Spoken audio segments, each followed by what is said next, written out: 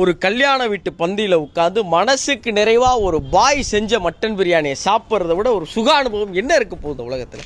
அந்த பிரியாணியை கொஞ்சம் வச்சு அதில் மட்டன் பீஸு, ரைத்தா, முட்டை, சிக்கன் 65 இது எல்லாத்தையும் எடுத்து வச்சு அப்படி அள்ளி கடகாப்புள்ள ஓட்டு மெண்டோம்னா அடாடா.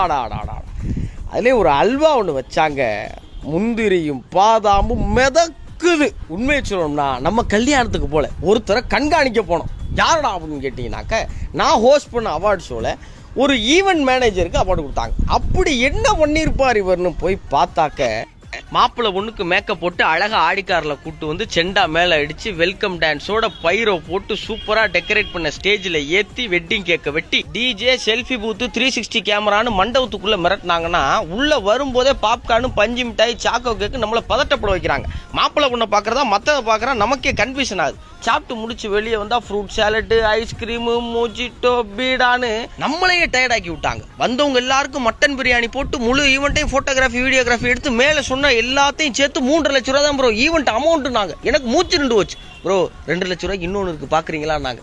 நம்ம கூட 2 கல்யாணம் பண்ணலாம். ஒரு கல்யாணத்தோட வெற்றி அதோட பந்தியிலானே இருக்கு. சாப்பிட்ட ஆளுக யாருப்பா ஏற்பாடுன்னு கூப்பிட்டு பாராட்டினதை நேரில் பார்த்ததில் சொல்கிறேன். இவ்வளவு குறைந்த தொகையில் உங்கள் வீட்டு கல்யாணத்தை தான் வீட்டு விசேஷம் மாதிரி எடுத்து பண்ணுறதுக்கு அக்கி அடிச்சு காலில் கூப்பிட்டு பேசி பாருங்க, உங்களுக்கும் புரியும்.